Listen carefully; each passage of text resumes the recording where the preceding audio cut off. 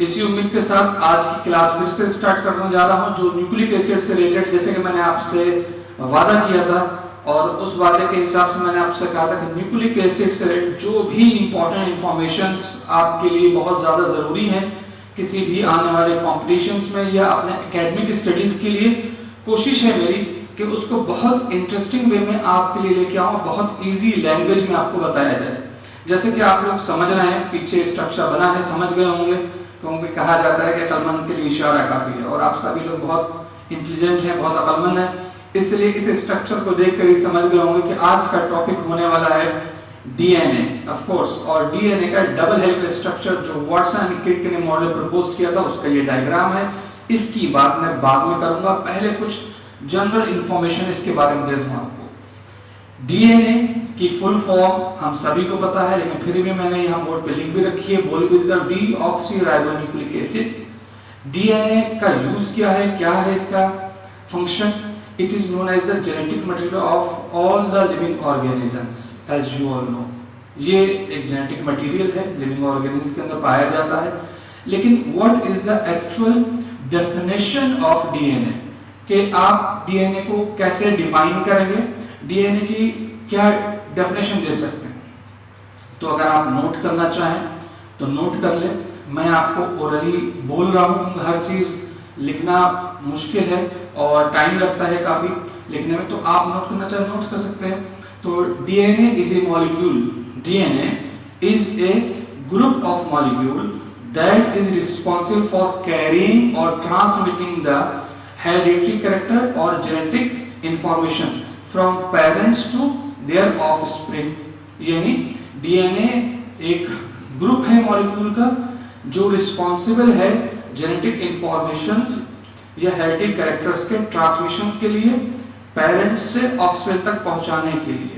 ये डेफिनेशन है। एक बार फिर से रिपीट करता हूं, DNA is a group of molecule that is responsible for carrying और ट्रांसमिटिंग द हेरिडिटरी कैरेक्टर्स, ये हेरिडिटरी इंफॉर्मेशन जो चाहे लिखना चाहें, हेरिडिटरी कैरेक्टर्स और genetic informations from parents to their offspring. ये सबसे सिंपल डेफिनेशन है डीएनए की।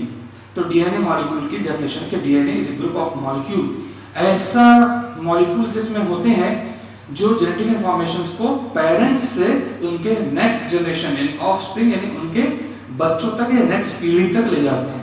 तो ये तो हो गई डीएनए की जनरल एक डेफिनेशन है। आप नोट करना चाहें तो नोट कर सकते हैं, अपने इंफॉर्मेशन आपके पास होना चाहिए इससे रिलेटेड। अब बात करते हैं कि डीएनए का स्ट्रक्चर से रिलेटेड क्या, कब, किसने क्या कहा। तो सबसे पहले मैं आपको बता दूं, एक साइंटिस्ट थे W.T. एस्टबरे, ASTBURY। इन्होंने क्या करा था, W.T. एस्टबरे का जो सबसे इंपॉर्टेंट जो फंक्शन, जो इनका अचीवमेंट था, काम था, वो ये था कि इन्होंने सबसे पहले डीएनए के 3D स्ट्रक्चर की डिटेल प्रपोज कर दी थी। इन्होंने एक्स रेज क्रिस्टलोग्राफी, जो टेक्निक होती है डीएनए स्टडी के लिए, उसे बोलते हैं X rays crystallography, X rays crystallography. इस टेक्निक से W.T. एस्टबरे ने डीएनए का 3D स्ट्रक्चर जो था उसको सबसे पहले स्टडी करा, सारी रिसर्चेस। इसके बाद मैंने कहा कि टाइम टू टाइम अलग अलग जो मॉलिक्यूलर बायोलॉजिस्ट हैं या बायोकेमिस्ट हैं उससे जुड़ते चले गए और डिफरेंट स्ट्रक्चर्स या डिफरेंट फॉर्म्स ऑफ डीएनए बाद में स्टडी किया गया। आपको पता है कि डीएनए की बहुत सी अल्टरनेटिव फॉर्म्स होती है, लेकिन हम लोग सिर्फ डीएनए के डबल हेलिकल स्ट्रक्चर को ज्यादा इंपॉर्टेंस दी जाती है। यही सबसे ज्यादा कॉमन स्ट्रक्चर होता है डीएनए का। इस डीएनए फॉर्म को हम लोग बी फॉर्म डीएनए कहते हैं।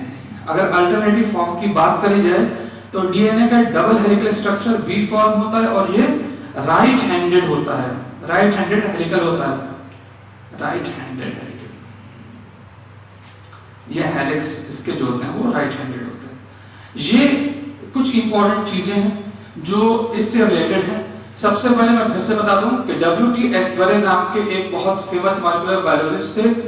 उन्होंने सबसे पहले ये 3D स्ट्रक्चर का थॉट दिया था डीएनए का, और उन्होंने एक्स-रे क्रिस्टलोग्राफी से इसको स्टडी कर लिया था, ठीक है ना। तो उनके बाद बहुत से और एफर्ट्स करे गए, बहुत से और मॉलिक्यूलर बायोलॉजिस्ट आए जिन्होंने अलग अलग बातें इसके बारे में बताई। इससे रिलेटेड जो भी इंफॉर्मेशन थी वो आपसे पहले भी एक टेबल के फॉर्म में आपसे शेयर कर चुका हूँ, वो चीजें नोट भी कराएंगी। उसमें से कुछ, जैसे एक और बहुत फेमस आपने पढ़ा होगा इनके बारे में, ये मैं रेस कर दे रहा हूँ अगर आपने नोट कर लिया हो। तो अगला नाम जो है, बहुत फेमस एक साइंटिस्ट थे एरविन कार्गफ, नाम सुना होगा शायद आपने। उनका भी बहुत बड़ा अचीवमेंट, बहुत बड़ा योगदान है डीएनए के स्ट्रक्चर रिलेटेड।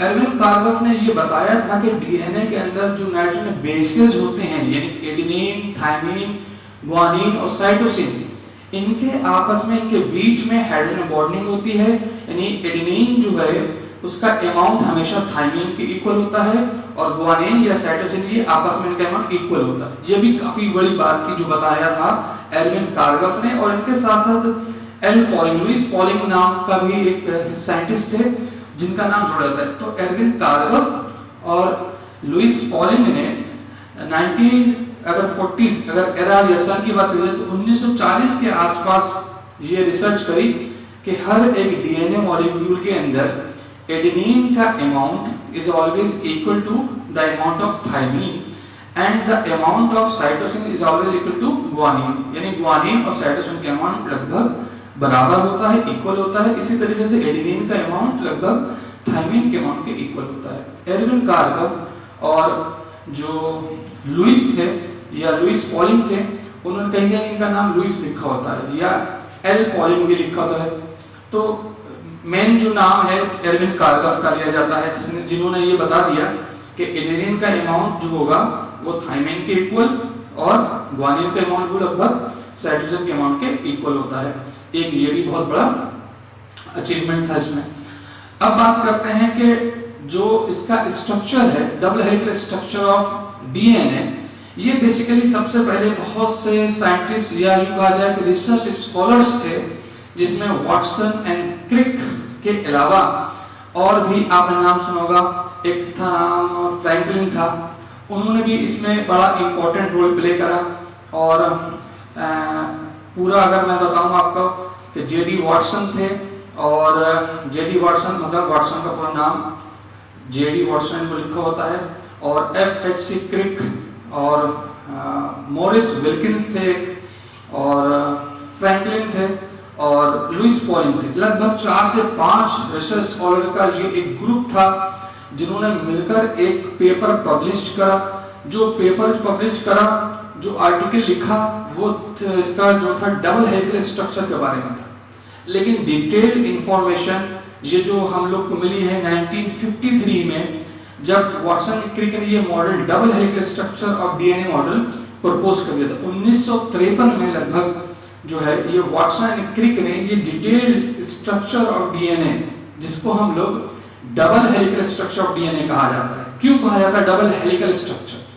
इसके भी बहुत सी इंफॉर्मेशन देखिए, यहाँ look at here in this diagram, इसके अंदर 2 तरह की पॉलीन्यूक्लियोटाइड चेन है, ठीक है। मैंने आपको बताया था कि each nucleic acid is composed of chain of polynucleotides.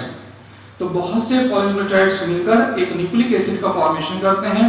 यहाँ जो डबल हेलिकल स्ट्रक्चर जो है वो एक मेन एक्सेस या सेंट्रल एक्सेस के ऊपर 2 पॉलीन्यूक्लियोटाइड चेन्स जो होती हैं वो हेलिकली क्वाइल्ड होती हैं, यानी उसके चारों तरफ घूमी होती हैं, कर्व स्ट्रक्चर में होती हैं। तो ये पॉलीन्यूक्लियोटाइड चेन का स्ट्रक्चर दिखाया गया है। एक असेंडिंग ऑर्डर में होती है, दूसरी डिसेंडिंग ऑर्डर में होती है। दोनों एक दूसरे के अपोजिट से स्टार्ट करते हैं, एक ऊपर से स्टार्ट होती है, दूसरी नीचे से स्टार्ट होती है। अब इसके स्ट्रक्चर का जो मेन फंक्शन है, चाहे तो आप उसे पॉइंट्स लिख सकते हैं, जैसे इसका मैंने यहाँ मेंशन कर रखा है, 2 polynucleotide chains are helically coiled. आप पॉइंट्स में लिखना चाहें तो लिख सकते हैं, यानी ये 2 पॉलीन्यूक्लियोटाइड चेन्स का बना होता है। ये double helical structure of DNA के बारे में बात कर रहे हैं यहाँ पे, ठीक है। डबल हेलिकल स्ट्रक्चर के लिए इसको आप वाटसन एंड क्रिक मॉडल के नाम से भी पढ़ सकते हैं या पढ़ा होगा, Watson and Crick, CRIC Crick 1953। Double helical structure, Watson Crick model of DNA, ठीक है, मॉडल ऑफ डीएनए, ये बहुत इंपॉर्टेंट है। और ये बेसिकली मैं लिख दूं, इन्होंने जो स्ट्रक्चर डिस्क्राइब करा था ये बी फॉर्म डीएनए कहलाता है। जब आपको मैं अल्टरनेटिव फॉर्म्स ऑफ डीएनए पढ़ाऊंगा तो उसमें बताऊंगा बी फॉर्म डीएनए, और कितनी अल्टरनेटिव फॉर्म्स और भी है इसमें वो ही बताऊंगा। तो सबसे पहले बात करते हैं नंबर 1 पॉइंट की, each DNA molecule is composed of 2 polynucleotide chains, यानी हर एक डीएनए मॉलिक्यूल या double helical structure of DNA is composed of 2 polynucleotide chains, और ये दोनों चेन्स एक कॉमन एक्सिस पर या सेंटर एक्सिस के चारों ओर इंटरलॉकिंग पैटर्न में जो होती है ये क्वाइड होती है, इंटरलॉकिंग पैटर्न होता है दोनों का, ठीक है। ये दोनों चेन्स राइट हैंडेड हेलिक्स को फॉलो करती हैं, यानी ये इसलिए कहलाता है right handed double helical structure. ये दोनों चेन्स किसके बारे में बात हो रही है, पॉलीन्यूक्लियोटाइड चेन्स के बारे में, ठीक है। तो इनके एक कंप्लीट टर्न में, यानी अगर इसके कंप्लीट टर्न में देखा जाए तो लगभग 10 पेयर्स ऑफ नाइट्रोजन बेसेस होते हैं। ये भी एक पॉइंट, इंपॉर्टेंट पॉइंट इसका, यहां सब कुछ मेंशन कर रखा है मैंने। Each turn has 10 base pairs. इसके स्ट्रक्चर में आप देखिए कि ये सारे जो नाइट्रोजन बेसेस हैं ये सेंटर तरफ होते हैं, जबकि शुगर और पेंटोज ग्रुप जो है वो पेरिफेरल पार्ट में पाया जाता है। इसका मैंने आपको बताया था कि पेंटोज शुगर और फास्फेट ग्रुप या फास्फोरिक एसिड का जो फंक्शन है वो है इसका स्ट्रक्चर रोल प्ले करते हैं, यानी पॉलीन्यूक्लियोटाइड चेन के पेरिफेरल पार्ट में जो शुगर और फास्फेट पाए जाएंगे, जबकि नाइट्रोजन बेसेस जो हैं वो सेंट्रल रीजन में यानी टुवर्ड्स सेंटर पाए जाएंगे। और इनका अरेंजमेंट कैसा होता है, यानी ईच नाइट्रोजन बेसेस या पॉलीन्यूक्लियोटाइड चेन आपस में एक दूसरे से हाइड्रोजन बॉन्ड्स के जरिए से अटैच रहते हैं। हाइड्रोजन बॉन्ड्स की जो क्वांटिटी होती है वो ये है, यहां मैंने मेंशन किया था कि एडेनिन और थायमिन के बीच 2 हाइड्रोजन बॉन्ड्स होते हैं, जबकि साइटोसिन एंड ग्वानिन के बीच 3 हाइड्रोजन बॉन्ड्स होते हैं। इस तरीके से पूरा स्ट्रक्चर मैंने आपको वैसे ही दिखाया है जैसे कि एक्चुअल में डिफरेंट बुक्स में या एनसीईआरटी बुक्स में ये आपने देखा होगा। आप चाहें तो इसको ड्रा कर सकते हैं। एक चेन का जो है ये आपका स्ट्रक्चर पूरा कंप्लीट हो जाए, चाहे आप इसको कलर बना सकते हैं, एक चेन को अलग कलर से दिखा दीजिए, दूसरे चेन को अलग कलर से दिखा दीजिए। यहाँ एक मैंने अपवर्ड मूवमेंट दिखाया है और ये डाउनवर्ड दिखाया है, तो ये एरो से आप ये दिखा सकते हैं, एक जो है वो असेंडिंग और दूसरी डिसेंडिंग है। इसकी हेलिक्स के जो टोटल पिच है वो 34 एंगस्ट्रॉम यहाँ मैंने मेंशन कर रखी है। ये स्मॉल या माइनर ग्रूव है, जबकि ये मेजर ग्रूव है। ये इसका स्ट्रक्चर के अंदर सारी डिटेल्ड स्ट्रक्चर बना हुआ है, double helical structure of DNA. इससे रिलेटेड जो भी इंपॉर्टेंट पॉइंट्स आप स्ट्रक्चर अगर आप बना लेंगे उसी को देखकर ही आप ये सारे पॉइंट्स लिख सकते हैं। जैसे फॉर एग्जांपल मैंने आपको बताया कि each DNA molecule is composed of 2 polynucleotide chain. आप पॉइंट्स में चाहें तो ये नंबर 1 पॉइंट हो गया, ठीक है। उसके बाद सेकंड पॉइंट आप ये लिख सकते हैं कि both nucleotide chains are compactly attached with the help of hydrogen bonding, ठीक है। ये दूसरा पॉइंट। थर्ड पॉइंट आप ये लिख सकते हैं कि sugar and phosphoric acid are play structural role in the DNA molecule, ठीक है। They are found on the peripheral part. On the other hand, nitrogen bases are present at the central region, ठीक है। अब अगला point आप लिख सकते हैं, अलग अलग देखिए बुक्स में अलग अलग तरीके से जो पॉइंट्स लिखे होंगे, आप इस स्ट्रक्चर के हिसाब से अपने पास जो भी आप कमेंट्स या पॉइंट्स लिखना चाहें वो लिखिएगा, ठीक है। अगला पॉइंट आप ये लिख सकते हैं कि the amount of adenine is always equal to the amount of thymine and the amount of cytosine is always equal to the amount of guanine। तो आप ये भी लिख सकते हैं इस तरीके से। ये जो अमाउंट या स्पेसिफिक पोजीशन है नाइट्रोजन बेसेस की, इसे एक टर्म यूज करा जाता है कॉम्प्लीमेंटेरिटी। कॉम्प्लीमेंटेरिटी का मतलब यह है कि specific position of nitrogen bases, यानी एडेनिन हमेशा थायमिन के साथ ही अटैच रहेगा और 2 हाइड्रोजन बॉन्ड्स के जरिए से, ठीक है। On the other hand cytosine guanine से, या यूं कहा जाए कि ग्वानिन और साइटोसिन के बीच ऑलवेज 3 हाइड्रोजन बॉन्ड्स होंगे। तो इस स्पेसिफिक अरेंजमेंट को या इसकी पोजीशनिंग के लिए एक टर्म यूज किया जाता है कॉम्प्लीमेंटेरिटी टर्म। तो what do you mean by complementarity? Means कि the specific arrangement of nitrogen bases, यानी एडेनिन का अरेंजमेंट थाइमिन के साथ होगा और इनके बीच में 2 हाइड्रोजन बॉन्ड्स होंगे। इसी तरीके से साइटोसिन का अटैचमेंट वो ग्वानिन के साथ होगा with the help of 3 hydrogen bonds. ठीक है, तो अगला पॉइंट आप ये भी लिख सकते हैं कि पॉलीन्यूक्लियोटाइड चेन्स में पोलैरिटी पाई जाती है। पोलैरिटी का मतलब क्या होता है कि इसके जो चेन्स में जो पेंटोज शुगर है उसके एक 5th एंड पर OH ग्रुप यानी हाइड्रोक्सिल ग्रुप होगा, जबकि दूसरी साइड के 3rd एंड पे हाइड्रोक्सिल ग्रुप होता है। तो ये भी पॉइंट लिख सकते हैं आप, जैसे कि इसमें मेंशन किया गया है 5th एंड और 3rd एंड। ठीक है, ये डायरेक्शन दिया हुआ है 5th to 3rd और यहाँ नीचे 3rd to 5th डायरेक्शन दिया हुआ है। ये सारे पॉइंट्स लगभग 10 to 12 पॉइंट्स आप इस स्ट्रक्चर को समझ के बनाकर आप उसकी डिटेल वो भर सकते हैं, अपने पास नोट कर सकते हैं। तो ये double helical structure of DNA जो कि बी फॉर्म डीएनए है, जिसे वाटसन क्रिक ने सबसे पहले स्टडी किया था और इसकी डिटेल इंफॉर्मेशन जो है वो वर्ल्ड वाइड प्रपोज की। ठीक है, और इसी स्ट्रक्चर को सबसे ज्यादा फॉलो किया जाता है। तो आपने इससे रिलेटेड अब होता क्या कि डीएनए से अंदर रिसर्चेस होती हैं, डीएनए मॉलिक्यूल का फॉर्मेशन हो गया, डीएनए का डबल हेलिकल स्ट्रक्चर भी सामने आया, डीएनए का सिंगल स्ट्रक्चर भी मैं अभी आपको बताऊंगा। इसके साथ साथ कुछ ऐसी भी ऑन द अदर हैंड ये सारी रिसर्चेस चलती रही कि DNA is a genetic material और any other important molecule play the function of genetic material. जिसमें सबसे ज्यादा कंफ्यूजन था जब मैंने आपको बताया था कि क्रोमोसोम को स्टार्टिंग में यह माना जाता है कि वो जेनेटिक मटेरियल है। जब बाद में डिटेल स्टडी करी गई तो पता ये चला कि क्रोमोसोम के अंदर न्यूक्लिक एसिड भी होता है, डीएनए भी होता है और प्रोटीन भी होता है। फिर कंफ्यूजन क्रिएट ये हुआ कि डीएनए क्या जेनेटिक मटेरियल है या प्रोटीन एक जो है जेनेटिक मटेरियल है। तो ये सारी रिसर्चेस भी पैरेलली साथ में चलती रही और इसके साथ साथ डीएनए के डिफरेंट फॉर्म्स और उसके स्ट्रक्चर्स भी आहिस्ता आहिस्ता सामने आते रहे। तो आज अभी जो मैंने आपको बताया वो डीएनए के double helical structures related informations थी जो आपको उम्मीद है कि समझ में आई होंगी। जो चीज आप चाहते हैं नोट करना उसे नोट भी किया कीजिए, या लेक्चर को खाली कंप्लीटली पूरा एक बार सुन लिया करिए अच्छे से, वो आपको डिटेल इंफॉर्मेशन मिल जाएगी। एक टर्म होता है डीनेचुरेशन या रीनेचुरेशन ऑफ डीएनए मॉलिक्यूल, सुना होगा आपने, बहुत कॉमन है। डीनेचुरेशन या रीनेचुरेशन।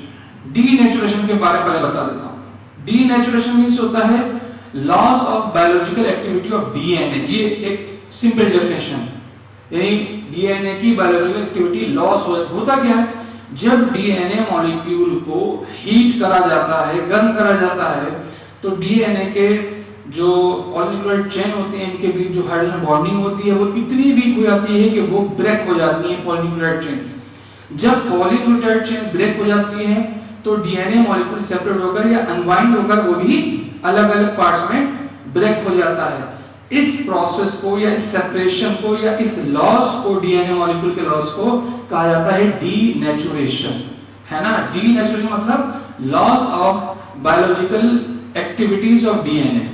ये एक जनरल डेफिनेशन, लेकिन ये कैसे मैंने आपको बताया कि होता यह है कि जब बहुत ज्यादा इसको हीट अप किया जाता है डीएनए मॉलिक्यूल को, तो डीएनए की जो पॉलीन्यूक्लियोटाइड चेन्स होती हैं उनके बीच की जो हाइड्रोजन बॉन्डिंग होती है वो इतनी वीक हो जाती है कि ये दोनों एक दूसरे से अलग हो जाते हैं या टूट जाते हैं। इस घटना को या इस इंसिडेंट को ही डीनेचुरेशन कहा जाता है। अब रीनेचुरेशन का मतलब आप समझ गए होंगे, मतलब उसका फिर से फॉर्मेशन, न्यूक्लिक एसिड यानी डीएनए का रीयूनियन यानी फिर से जुड़ना या फिर से बनना, और इस प्रोसेस के लिए टर्म यूज किया जाता है रीनेचुरेशन। ये भी बहुत इंपॉर्टेंट है ये पॉइंट भी, डीनेचुरेशन और रीनेचुरेशन। उम्मीद है कि आज की क्लास में आपको ये जो इंफॉर्मेशन दी गई है double helical structure of DNA से रिलेटेड ये आपके बहुत काम आएगी। आगे अभी आपके लिए बस इतना ही। अगली क्लास में आपको डीएनए से रिलेटेड जो उसकी ऑल्टरनेटिव फॉर्म्स है या डीएनए से रिलेटेड जो मैंने आपको कहा DNA as a genetic material, ये प्रूफ करने के लिए जो रिसर्चेस की गई, जो कुछ बहुत इंपॉर्टेंट एक्सपेरिमेंट्स परफॉर्म किए गए कि ये प्रूफ कर दिया जाए कि डीएनए ही एक जेनेटिक मटेरियल है, प्रोटीन का एक जेनेटिक मटेरियल की फॉर्म में कोई फंक्शन या रोल नहीं होता, ये सिर्फ कंस्ट्रक्शन रोल प्ले कर सकते हैं। तो ये प्रूफ करने के लिए जो भी एक्सपेरिमेंट परफॉर्म किए गए वो भी आपको अगली क्लास में बताऊंगा। तो अगर ज्यादा फिर से बता दूं, ये डीएनए का डबल हेलिकल स्ट्रक्चर जो वाटसन एंड क्रिक ने प्रपोज किया था, वर्ल्ड फेमस है, इसे बी फॉर्म डीएनए माना जाता है। इसके सारे स्ट्रक्चर को जब आप खुद बनाएं और बनाने के बाद अगर आप पॉइंट्स नोट करना चाहें तो आप अपने इस डायग्राम को जरिए ही जो भी पॉइंट्स आप लिख सकते हैं, मैक्सिमम पॉइंट्स लिखिए। अगर पॉइंट्स लिखने में कोई प्रॉब्लम होती है तो आप मुझसे कमेंट कर सकते हैं, मैं आपकी हेल्प करूंगा। नेक्स्ट टाइम अगली क्लास सबसे पहले ये पॉइंट्स ही लिखा दूं, अगर आपके पास ये लिख नहीं सकते आप, उम्मीद है लिख लेंगे, मुझे पूरी उम्मीद है, भरोसा है आप लोगों पे कि ये सारे पॉइंट्स आप खुद लिख सकते हैं। आपको एक बार समझ के ये जैसे मैंने आपको समझाया है उस तरीके से समझ के ये पॉइंट वाइज अपने पास नोट कर लें। 10 to 12 पॉइंट्स आपके double helical structure of DNA से रिलेटेड हो जाएंगे। उम्मीद है कि आज की क्लास आपके लिए बहुत ज्यादा बेनिफिशियल रहे, और इसी उम्मीद के साथ अगली क्लास में जब मिलूंगा तो डीएनए से रिलेटेड कुछ और इंपॉर्टेंट इंफॉर्मेशन शेयर करूंगा। तब तक अपना बहुत ध्यान रखिएगा और खुश रहिए। फिर से मुलाकात होगी। Good luck and good bye.